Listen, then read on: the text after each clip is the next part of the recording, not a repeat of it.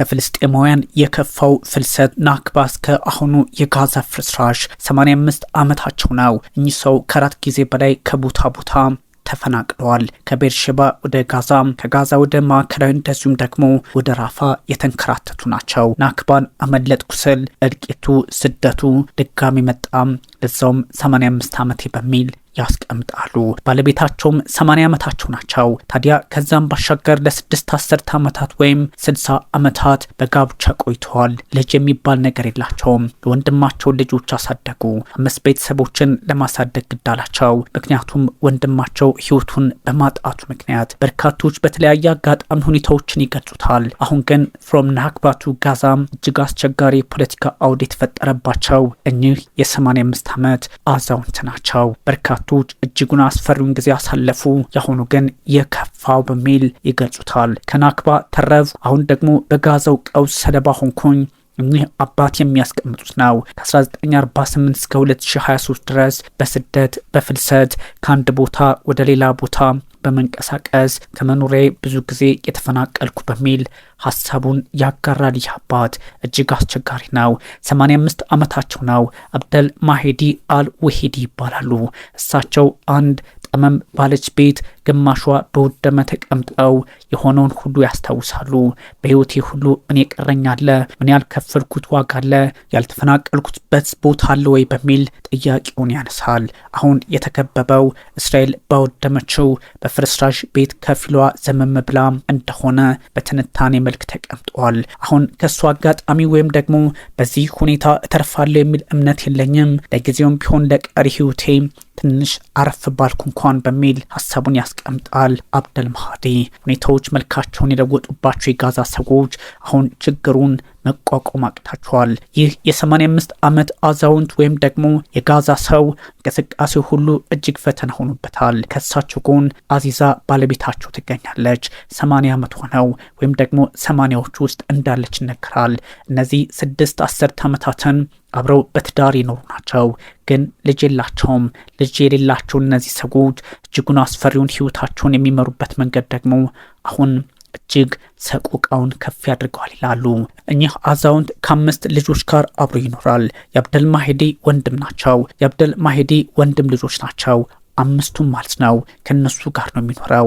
እሱ ህይወቱን ባጣ ጊዜ የወንድሙን ልጆች ያሳደገው ይኸው አብደል ማህዲ ሁኔታዎችን እንደዚህ አስቸጋሪ ሆነው ይቀጥላሉ የሚል እምነት አልነበረኝም ይላሉ። የፍልስጤማውያን የህይወት አባዜ ወይም ደግሞ ዘይቤያቸውና ከሄዳቸው ልክ ኢትዮጵያን ተባብረው እንደሚኖሩት አይነት ነው። የወንድም ልጅን ማሳደግ የተገባ፣ አንዱ ሲጎዳ ሌላውን አግዞ ማስቀጠል የነሱ ልምድ ነው። አጎት አክስት አንድ ላይ ይኖራል። አብደል ማህዲም እሳቸው ልጅ ባይኖራቸው እንኳን የወንድማቸውን ልጆች 5ቱንም በማሳደግ ትልቅ ቦታ ላይ እንዲደርሱ አድርገዋል። የራሳቸው ቤትና ንብረት እንዲኖራቸው፣ የራሳቸው ትዳርና ልጅ እንዲኖራቸው አድርገዋል። ልጅ አልባው አብደል ማህዲ የወንድሙ ልጆች ግን 5ቱንም በማሳደግ የተሳካላቸው እንደሆነ ይነገራል። እሳቸው ግን የተለያዩ ጥያቄዎችን ያነሳሉ። በ1940 የተወለዱት አብደል ማህዲ ሁኔታዎች ለእኔ አስቸጋሪ ናቸው። በ1948 ደግሞ ናክባ የፍልስጤሞች ፍልሰት 750 ሺህ በላይ የሚሆኑ ፍልስጤማውያንን ያፈናቀለውን ጊዜ ሲያስታውሱ እኔ አልታደልኩም ይላሉ። ነገሮች እንደዚሁ አሳሳቢ ሆነው ይቀጥላሉ ብዬ አላስብም። እኔ ራሴን የማገኘው አንድ ቦታ አይደለም። ዛሬ የነበርኩበት ነገ ሌላ ቦታ፣ በህልሜ ይሆን በውኔ አላቀውም። እጅጉን ተፈትኛለሁ ይላል። በዚህ አጋጣሚ ደግሞ ሰቆቃውና ስጋቱ አሁንም ከ1948ቱ ሳልላቀቅ አሁን ደግሞ የጋዛው ጉዳይ ተደገመብኝ፣ እንዴትስ ብዬ ልቻለው በሚል ሰቆቃውን ያስቀምጣል።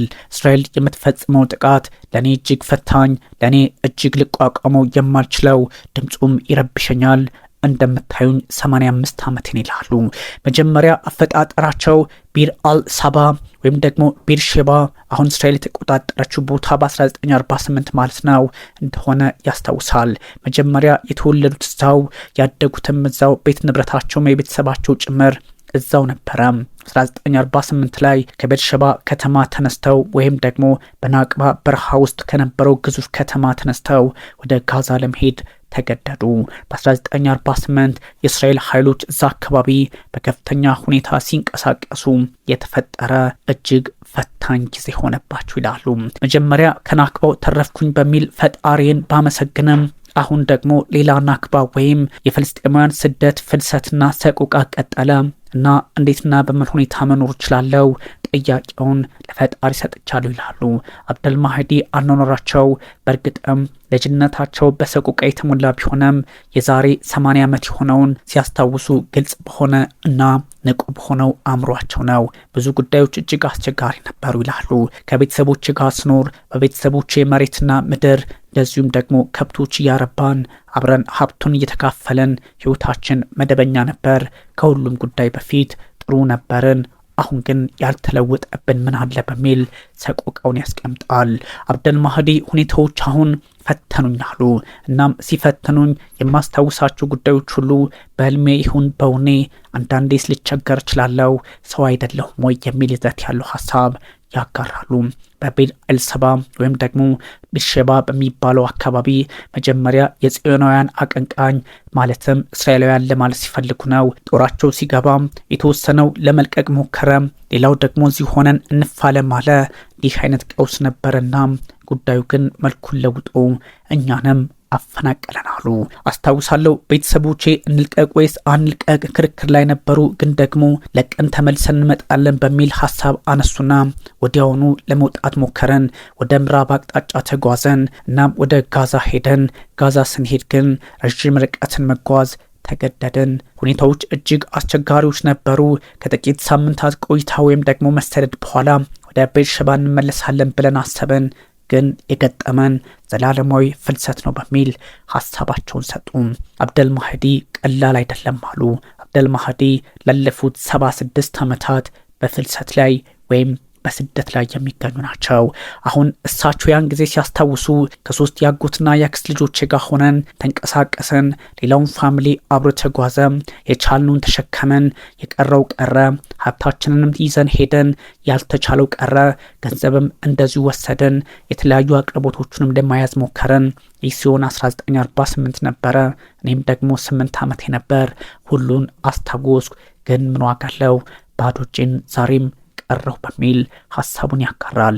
ምንም የቀረን ነገር አልነበረም። ያኔ በናክባው በ1948 ስንራመድ ባዶ እጃችንን ለቀናት ተጓዘን። ትንሽ እናርፋለን፣ ካረፍን በኋላ ደግሞ እንራመዳለን። እንዲህ እያልን ሰቆቃውን ጨርሰን ወደ አንድ ቦታ ደረሰን እና ሁኔታው በቀላሉ ይፈታል የሚል እምነት ነበረን። ግን እስከ መጨረሻው እኔ ስደተኛ ሆኜ የቀረው በሚል ሀሳቡን ያስቀምጠዋል። ይህ እጅግ አስቸጋሪ ጊዜ ለአብደል ማህዲ ብቻ ሳይሆን ለበርካታ የጋዛ ወይም የፍልስጤም ሰዎች እጣ ፋንታ ሆኖ የተመዘገበ ነው ይላሉ። መጀመሪያ በአንድ አካባቢ ሰፈርን። ከዛም ደግሞ ወደ ጃባሊያ ሪፊውጂ ካምፕ ተንቀሳቀሰን ወደ ሰሜናዊ ጋዛ። እዛም እጅግ አስቸጋሪ ሁኔታዎች ነበሩ። ህይወት ደግሞ ፈታኝ ሆኖ ቀጠለ። ወትሮንስ ቢሆን የስደት ህይወት አይደል ምን ሊቀናኝ የሚል ሀሳባቸውን አስቀመጡ። አብደል በዚህ ልክ ሀሳባቸውን ሲያስቀምጡ እንዴት አይነት አስቸጋሪ ጊዜ እንዳሳለፉ ለመገመት የሚያዳግት አይደለም። በድንኳን ውስጥ ለመኖር ተገደደን። ድንኳን ውስጥ መኖር ባልከፋ፣ ግን ደግሞ እዛ ላይ ጎርፍ አለ፣ ተባይ አለ፣ ምክንያት አልባ የሆኑ አስቸጋሪ ሁኔታዎች፣ ግጭቶች አሉ።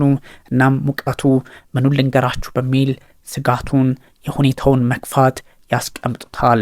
አሁን ረሃብ አለ፣ ያኔም ረሃብ ነበረ፣ ድካም፣ ረጅም ጉዞ፣ ለምግብና ለውሃ መሰለፍ፣ እንደዚሁም ደግሞ በጣም የቆሸሸ ሽንት ቤት ውስጥ መግባት እንዴት ያስቸግራል መሰላችሁ። የውሃውን የጽዳቱን ጉዳይ ተጉት በሚል ያኔ ከፋ ትዝታቸውን ያስቀምጣሉ። ማህዲ ጉዳዩ ለእኔ ቀላል አልነበረም፣ አሁን መደገሙ ደግሞ ያሳዝነኛል አሉ። ሁሉን ነገር አስታውሳለሁ። ያኔ አባቴና እንደዚሁም ደግሞ አያቴ እዚሁን ቆይ ወይስ ስንቀጥል እንመለሳለን፣ ብንሄድ እንኳን አሁን ያለውን ሁኔታ ግን እንቋጩ በሚል ቤተሰቦቹን ይዘው ለመንቀሳቀስ ሞከሩ። ግን እድሜ ልክ እኔ ስደተኛ ሆንኩኝ። የማቀውም አንዳች ቦታ የለም። ቤርሼባም እዛው ቀረች፣ እኔም እዚህ ቀረው በሚል ሀሳብ ሰጡ። አብደል ማህዲ ጉዳዩን ሲያስታውሱት እጅግ ፈታኝ አሰቃቂ እንደነበር ለመገመት አያዳግተም። መመለስ እንደሌለ እናውቃለን፣ ግን ደግሞ መፍትሄ አልባ የሆነውን ጦርነት አሁን ለቀጣይ ትውልድ እንኳን ምናለ ረገብ ቢያደርጉት በሚል ጥያቄያቸውን ያነሳሉ። ጥያቄያቸው የአብደል ማህዲ ጋዛ ውስጥ ያለው ሐማስም እስራኤል ውስጥ ያለው የኔታንያሁ መንግስትም ጦርነት ይብቃቸው የሚል አይነት ይመስላል። እሳቸው ደክሟቸዋል። ህይወት ከዚህ በላይ ለሳቸው ብዙም ዋጋ የላትም። ያልተጠናቀቀ ጉዳይ የለም። የእስራኤል ጦር በተለየ አጋጣሚ የሚፈጽመውን ጥቃት ለማውገዝም ፍላጎት እንደሌላቸው ከንግግራቸው መረዳት ይቻላል። እስራኤል ውስጥ በግንባታ ስራ ወይም ደግሞ ኮንስትራክሽን ተሰማርተው ይሰሩ ነበረ። በእስራኤል ግዛት ውስጥ ያን ማድረግ ፍልስጤማውያን ይፈቀድላቸው ነበረ። እዛ አካባቢ ድንበር ተሻግረው እንዲሰሩ ፈቃዱ ነበራቸው ወይም ዋስትና ነበራቸው፣ የስራ ፈቃድ። ታዲያ በዛ አጋጣሚ የተለያዩ ስራዎችን ከወንድማቸው ጋር ሆነው በመስራት ቤተሰቦቻቸውን ደጉመዋል። አሁን ቤተሰቦችን በዚህ ልክ ማኔጅ ለማድረግ ወይም ለማስተዳደር ሞከርኩ፣ ቤትም ገነባው፣ መሬትም ገዛው። ግን ደግሞ ይሄ ከሆነ በኋላ በአሁኑ ጦርነት ደግሞ ሁሉንም ነገር አጣው፣ ባዶ እጄን ቀረው በሚል ሀሳብ ሰጡም። ማህዲ እንደዚህ አይነት ጉዳዮችን እንዴት አድርገው እንደሚገልጹ የተቸገሩ ይመስላሉ። ድምጻቸው ይቆራረጣል። አሁን እኔ የምሰራው በእንደዚህ አይነት አጋጣሚ መፍትሄ አልባ ለሆነው ዓለምና የጋዛ ጉዳይ ሳይሆን ከዚህ ለቀሪ እድሜ ምንም ቆርጬ የምሰጠው ጉዳይ የለም፣ ግን ትንሽ ባረብኩ የሚል አንደምታ ያለው ሀሳብ ሰጡም። ጉዳዮች መልካቸውን የመለወጣቸው ጉዳይ ሳይታለም የተፈታ ቢሆንም እኔ አሁን ያላጣሁት ነገር የለም። ቤቴም ወድሟል፣ ንብረትም የለኝ፣ የገዛሁትን ከመፈናቀሌም ባሻገር አጣሁ እና እኔ በስደተኛ ካምፕ መኖር ብቻ ሳይሆን እንደዚሁ በፈራረሰው ቤት መኖር ተገደድኩ። መጨረሻዬም እንደዚህ ሆነ ይላሉ። የመጀመሪያም የመጨረሻም ህይወቴ እኔ ስደት ነው አሉ። እነዚህ ጉዳዮች እጅግ አስቸጋሪ ናቸው። ድንጋይም የለም፣ ዛፉም የለም። አሁን የምትመለከቱት ምንም ነገር የለም፣ የተቃጠለ ምድረ በዳ ቦታ ብቻ ነው በሚል አሰቃቂውን ሁኔታ ያስቀምጣሉ። አብደል ማህዲ ህይወት በጋዛ እጅግ አስቸጋሪ ወይም ደግሞ እርግጠኛ መሆን የማይቻልበት ሰቆቃውም ቢሆን ነገ የከፋ እንደሚመጣ እያሰቡ መኖር ነው እንጂ በሰቆቃ ውስጥ እንኳን ተረጋግቶ መኖር አይቻልም በሚል ሀሳብ ይሰጣሉ። አሁን ላይ ያለውን ቁስል እያከሙ መቀጠል አይቻልም። ነገ ሌላ ቁስል ትርጓሜው ነው። ይህኛው አካሄድ የእስራኤል ጦር የሚንቀሳቀስበትን መንገድ ለረዥም ጊዜ ወይም የዘጋውን አካሄድ ለመቆጣጠር የሚደረገው ጥረትና ፖለቲካው ውድመቱ ፈታኝ እንደሆነ ያስቀምጣሉ። አሁን ናክባ the beginning of my life and another ናክባ at the end of it በሚል ሀሳብ ሰጡ። what can we even say ይላሉ። ያ ማለት ህይወት በናክባ ወይም በፍልሰቱ ተጀመረ፣ መጨረሻውም ያው ፍልሰት ናክባ ሆነ እና ምን ልላችሁ እችላለሁ። በጣም ድምጻቸውን ቀንሰው አስፈሪ በሆነ መንገድ ሰቆቃቸውን የሚገልጹበት መንገዳቸው ሆኗል። የማህዲ ፈተናው የበዛባቸው እኚህ አባት 85 ዓመታቸው ቢሆንም እንደ አባት ተደላድሎ መኖሩ ቀርቶ እንዲያው በስደተኛ ካምፕ እንኳን አንድ ቀን ሁለት ቀን ባረፉ የሚል ፖለቲካዊ ይዘትም አለው። በጋዛውያን ውስጥ እንደዚህ አይነት ፖለቲካ የተለመደ ነው። ከዚህ በፊትም በነበረው ሁኔታ እንደሚታወሰው ከሆነ ፍልስጤማውያን በዚህ ሰቆቃው ሲራመዱ አይሁዶችን በዓለም ዙሪያ እንዲህ አይነት ፈተና ነበራቸው ይባላል። በእርግጥም ይታወቃል። የምገኘው በጃባሊያ ስደተኞች ካምፕ ወይም ደግሞ ሰፈር ላይ ነው ይላሉ። ለ4 ለ5 ጊዜ ተፈናቅያለሁ። ወደ ማዕከላዊ ጋዛም ወደ ሰሜናዊ ጋዛም ወደ ጃባሊያ ካምፕም ተንቀሳቀስኩ። ህይወት ግን ሁሌም የስደት ናት በሚል ሀሳብ ያስቀምጣሉ። አኗኗሬ ሁሉ በልቂት ነው ይላል። በ1956 ጦርነት በ1967ቱም ጉዳዩን እንደነበሩበት ያስቀምጣሉ። ሁሉም ነገር ተመልሶ ሲመለከቱት ለሳቸው ሰቆቃ ሆኖባቸዋል። በዓለም ላይ መፍትሄ አልባ የሆነው የጦርነት ጉዳይ ዛሬም በጋዛውያን ህይወት የእሳቸው ብቻም ሳይሆን የአብዛኞቹ ፍልስጤማውያን እንደሆነ ይነገራል። መፍትሄ አልባው ጦርነት መቋጫ ሊበጅለት ይችላል በርካቶች የሚያስቀምጡት ሀሳብ ነው። የእኚህን አባት ታሪክ ማዳመጥ ደግሞ በእርግጥም ጉዳዩ ምን ያህል አስቸጋሪ እንደሆነ ለመገመት አያዳግትም። ይህ ታሪክ ለእስራኤላውያንም ይሰራል። ከ1948 እስከ 2023 ፍልስጤማውያን እንደዚህ አይነት ሰቆቃ ውስጥ ቢቆዩም ለዘመናት በተለይም ለ2000 ዓመታት አይሁዶቹም በዚህ ልክ ጫና ውስጥ ነበሩ። እናም ጉዳዩ በዚህ ልክ መቋጫ ይበጅለት ዘንድ አስገዳጅ ሆኖ ተመዝግቧል ይባላል። በናክባ የጀመረው ውጥረት ወይም ደግሞ በከባዱ ፍልሰት የጀመረው ህይወታቸው መጨረሻውን በፍልሰት መሆኑን በአጽንኦት በሐዘን በተከዘ ሁኔታ በከፋ ድምፅ በሚንቀጠቀጥ አንደበታቸው ይገልጹታል።